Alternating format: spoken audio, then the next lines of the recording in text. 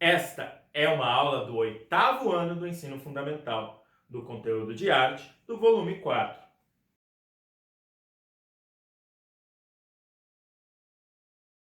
Bem-vindos novamente a mais uma aula de arte. Eu sou Heitor Bonifácio, seu professor. Hoje nós vamos falar de uma expressão artística que talvez seja a que mais está presente no nosso dia a dia nos tempos atuais: a fotografia. Nós temos muitas redes sociais baseadas em fotografia, ou que a fotografia e a imagem em si têm um papel muito relevante, como é o caso do Facebook e o Instagram. Porém, nós não estudamos muito alguns conceitos técnicos, alguns gêneros fotográficos e alguns grandes fotógrafos. Espero que depois dessa aula você consiga tirar fotos melhores. A intenção da fotografia e os primeiros registros na história. Foi pelas mãos do francês Joseph Nicéphore Niepce que em 1826 surgiu a fotografia, a unir dois fenômenos, um físico e um químico. Mesmo sem esse objetivo, ele teve como resultado a fotografia. O fenômeno físico se refere à câmara escura, recurso descoberto por Aristóteles no século IV a.C., e que já fora utilizado inclusive pelo artista Leonardo da Vinci.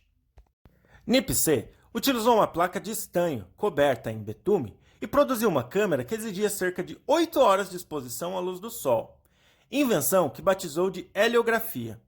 Morreu em 1839, antes de vê-la aclamada. Quem levou à fama durante muito tempo foi seu sócio, Louis-Jacques Mandet de Guérin, que em 1835 substituiu a placa de estanho por uma de cobre coberta com prata polida. Ele denominou sua máquina de daguerreótipo e o processo de daguerreotipia, para ter certeza de que a humanidade não o esqueceria, como havia acontecido com Niepce. Pouco mais de 10 anos após as primeiras descobertas de Niepce, Daguerre conseguiu fixar de modo definitivo as imagens captadas na câmara escura. Uma curiosidade é que Hercule Florence, que foi um inventor, naturalista e desenhista francês radicado no Brasil, também teve sucesso a utilizar a luz para capturar imagens. Há registros de que ele, além de ter inventado a fotografia em solo brasileiro em 1833, alguns anos antes de Daguerre, também cunhou o termo fotografia. Porém, como a França era então o centro do mundo ocidental, Niepce e Daguerre é que acabaram consagrados. Ao saber que o daguerreóptico foi declarado domínio público pelo governo francês, o que viria a popularizar a fotografia, Florence declarou o seguinte: a fotografia é a maravilha do século. Eu também já havia estabelecido os fundamentos previstos dessa arte em sua plenitude. Realizei-a antes do processo de Daguerre, mas trabalhei no exílio. Imprimi por meio do sol 7 anos antes de se falar em fotografia.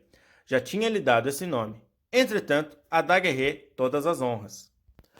Do que é necessário para tirar uma fotografia? Será que só uma câmera basta? Para ter em mãos uma foto, é imprescindível o uso de alguns procedimentos, técnicas e instrumentos que foram se modificando em cada época. O princípio da câmera escura é o mesmo da câmera fotográfica.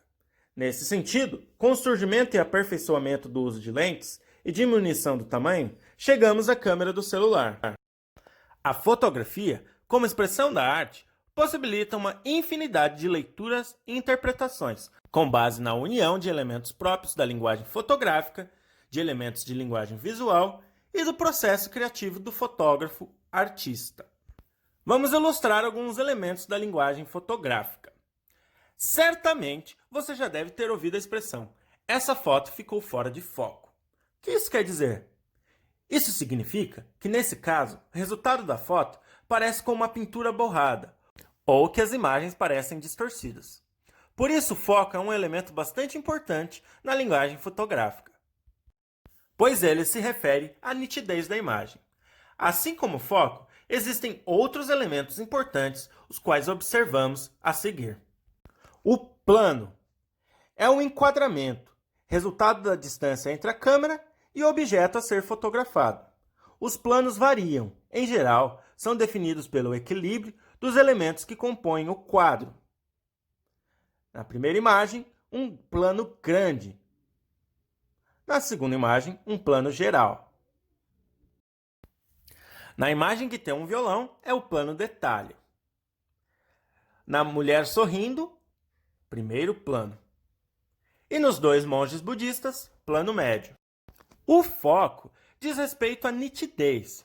Pode estar relacionado com um diferencial. Quando conseguimos diferenciar um elemento da fotografia em relação aos demais, selecionando-o com um ponto de maior nitidez dentro do quadro, com um desfoque, que é a falta de foco nos elementos principais, e com a profundidade de campo, que é a diferença entre os pontos próximos e distantes, presentes num foco, aceito como nítido na fotografia.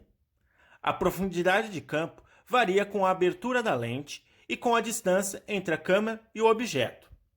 Se você for numa câmera, isso está marcado com um F. E o efeito de desfocar o fundo de uma foto, principalmente quando a gente tira uma selfie, é para dar destaque ao elemento principal da foto, normalmente uma pessoa. O movimento geralmente se dá pelo uso de efeitos técnicos e está relacionado ao tempo de exposição do objeto fotografado. O tempo que a lente vai ficar aberta, recebendo luz. Quanto maior o tempo, mais impressão de movimento nós damos à imagem. É assim que você faz aquelas fotos de cachoeira, que parece que a água está se movendo. Isso se chama efeito de grande exposição. Também é usado para fotografar galáxias no céu. É bem legal. Agora, se você quer pegar um movimento bem rápido e deixá-lo congelado, você diminui o tempo de exposição, o tempo que a sua lente ficará aberta recebendo a luz dos objetos. Isso é muito usado na fotografia de esportes, como por exemplo, futebol, em que as coisas acontecem num tempo muito rápido e que para paralisar a imagem, você precisa que o seu clique seja bem rápido também e que o seu tempo de exposição seja curto. A forma relaciona-se à organização dos objetos no espaço. As linhas diagonais conferem movimento e forma à imagem e a disposição dos elementos revela a harmonia da composição nessa fotografia da Ponte de São Francisco. Uma técnica muito utilizada na questão da forma se chama linhas guia. Você aproveita as linhas do cenário que você está fotografando para guiar o olhar daquele que vê a foto. O ângulo é criado de acordo com a posição onde você coloca a câmera. Se você fotografa crianças de cima para baixo, elas parecem pequenas, como crianças devem ser. Se você fotografa alguém na altura dos seus olhos, você traz um olhar mais íntimo, um retrato, tentando transpassar as emoções e a personalidade da pessoa. Se você fotografa alguém de baixo para cima, você engrandece a pessoa. Pode notar que normalmente o Superman é retratado assim, para dar essa ideia de grandiosidade.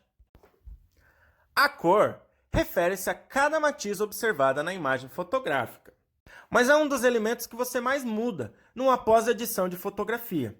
Por exemplo, mexendo na saturação, a intensidade dessas cores e na vibração delas. Você pode aumentar a coloração de uma foto, estourando, deixando exagerada, ou diminuir, deixando ela mais opaca, com menos vida.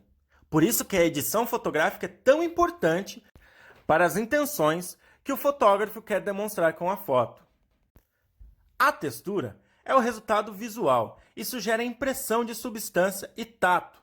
É como se você pudesse tocar a fotografia, mesmo que ela não seja impressa. O equilíbrio é interação contrabalanceada dos componentes visuais, como as pessoas, carros, os objetos fotografados.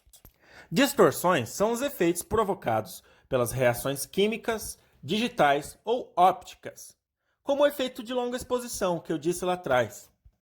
Perspectiva é a ilusão tridimensional que provoca a sensação de profundidade. É o ponto de fuga das pinturas renascentistas que a gente já estudou. A composição talvez seja o elemento mais importante da foto. E é o que mostra o olhar diferenciado do fotógrafo. Ela se refere em como os elementos estão dispostos e o ângulo ao qual são fotografados. Por exemplo, qual lado da ponte você escolhe para fotografar? Quais prédios enquadrar e como enquadrar? A iluminação diz respeito à relação entre luz e sombra. Lembre-se que a gente só enxerga os objetos, pois a luz do sol reflete neles e chega aos nossos olhos. Portanto, a matéria-prima de uma foto é a luz, e como você manipula ela é a iluminação, tornando-se um dos elementos centrais de qualquer fotografia. Nas fotografias feitas pelos artistas ou fotógrafos, esses elementos são explorados e utilizados intencionalmente. A fotografia artística tem uma proposta estética e, por isso, vai além do mero registro. O fotógrafo artista interpreta a realidade, não sendo um simples copiador de cenas.